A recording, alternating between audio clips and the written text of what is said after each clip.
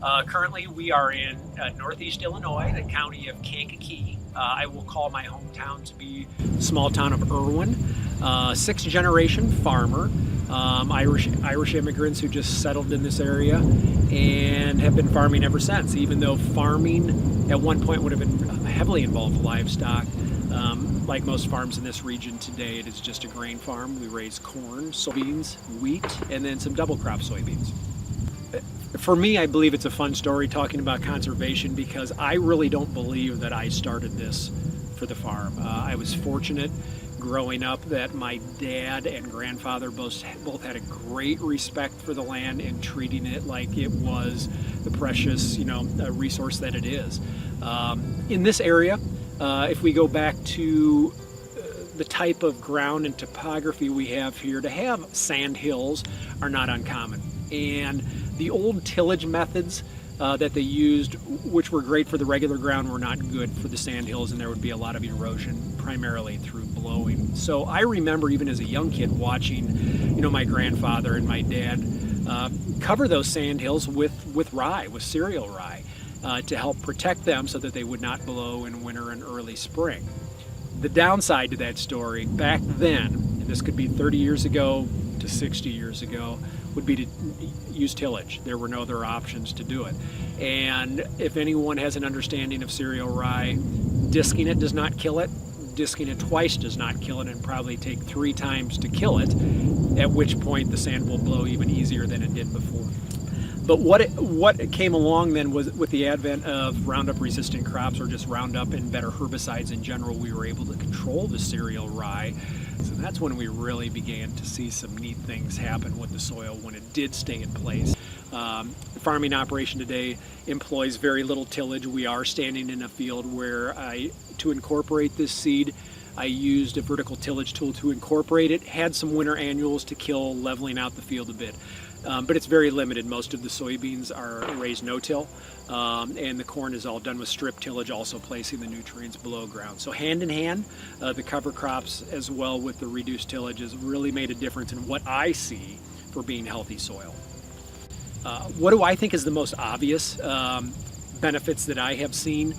First of all, I know the water leaving this farm is cleaner. I was amazed the first years that I started broadcasting cereal rye on fields, and the following spring, once the rye had gotten, to 1 to 2 foot tall, that I could see dark streaks in the farm, in the rye.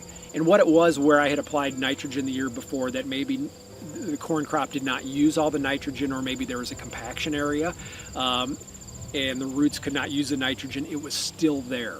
And the rye was able to take it up. For me, that was a win. First of all, it told me something about my practice of using sidedress, anhydrous, or liquid, but that rye kept that nitrogen from entering the drainage system on the farm. I am very, I'm lucky. I have a lot of drainage. That's been a priority on the farm. But the thought of nitrogen leaving through tile water and making it into the watershed and then to the Kankakee River does not set well with me. That's something I don't want to have happen. Knowing the cereal rye took that nitrogen and sequestered it in the rye, and then when I terminate the rye, that is returning to the field to be used quite possibly by the crop that's now growing there. Makes you feel good about utilizing the resources you have there. One of the neatest things that I've seen that I did not anticipate was how much water infiltration improves on a field that has had a cover crop growing, and that you've really reduced the amount of tillage on. I had mentioned we do a lot with drainage, but what we've noticed through the years is how quickly that water is now making it through the soil profile and making it to that drainage system when we're inundated with heavy rainfalls, which is increasing on an annual basis. I can get rid of my excess water through percolation and infiltration so much quicker than I did before. The flip side of that is those channels that I've seen created by roots that eventually decompose. Those channels allow the water to get in there, but it also increases the amount of oxygen that can get into the soil. And I've seen nodulation levels go up on my soybeans because there's so much air getting into the soil. It's amazing what the health of the soil has done for improving just by including cover crops and reducing tillage at the same time. It's really neat to see. I think right now is a great time And every year that goes by is an even better time to try cover crops, because that pool of talent and resources that's out there, as well as the financial incentives, is continually growing. So the fall cover for spring savings came about 2 years ago. I had been watching a similar program in the state of Iowa. And I remember saying, why can't we get something like that here? Why can't we get something like that here? And really what it took was, in this case, American Farmland Trust working with the Department of Ag to finally find that funding source to do that, to roll out a program. And I know with first year of any program, there's learning curves. And I wanted to be able to experience those. I'm chairman of a local soil and water conservation district. I know I want covers to be successful in this county, and felt like learning how that program was going to work and how I could assist others or staff in implementing it, I wanted that personal experience. And 2 years ago as well, the economics on the farm were a lot different than they were in 2020 or 2021. So honestly, to be able to come up with or save $5 per acre, although not huge when you look at the bottom line, it's a little bit that helps. And if there's a little bit that helps from any source, use it. Program worked well.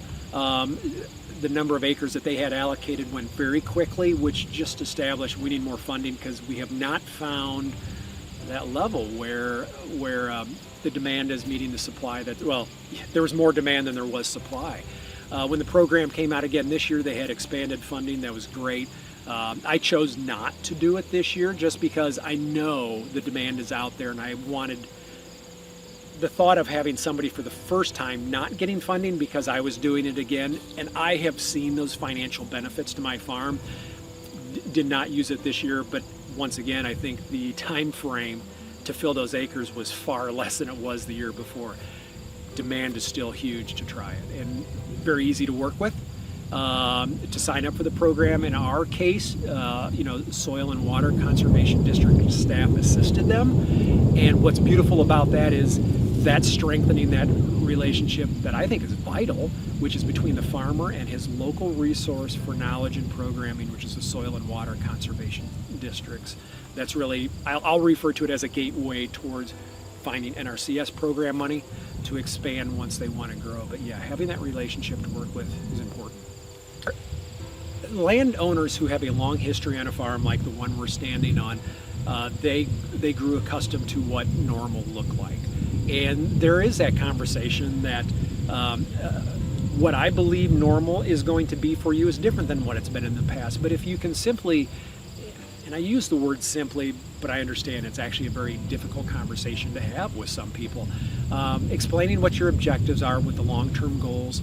And I try to always emphasize it's actually will help to improve the quality of the resource that they have, which is the land. And that in this case, the landowner lives here on this farm yet. He can see the differences when there's less runoff, or when there is runoff, that it's a very clear quality for water versus having soil in it. You can find ways very basically to show those benefits to them.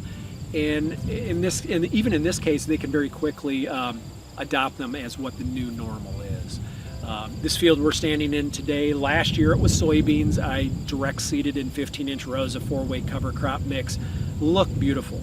I had explained to the landowner what was going on, but yet it was his wife who loved how the field looked. She could look out her kitchen window and see green, in November, December, and then starting in March. She really loved that. I didn't do it for her, but it's something that she appreciated because we all like to see things growing. Now this year, because I did do a light tillage pass, had to explain it's a little different plan than I thought, and their concern was of blowing residue, and that is a problem. But I told them, with what we're looking at here for weather, the warm weather, there was supposed to be a rain coming, we can probably get this green again pretty quickly. It would only be temporary, and that I don't believe we're going to have that problem. It's communication. And unfortunately, I think everybody has a little different communication style as a landowner, the way they hear things. So I think the operators need to adopt different methods with each farmer, or if you're looking to start, find those that would be most receptive to what you want to do, and start there and learn. I can stand in a field here today in October of 2021 and realize that if this field has only been in production 120 years, maybe 150 years. This ground is still in its infancy. This soil is not as productive naturally as it was 150 years ago. 150 years from now, we want it to be this exact same level of productivity.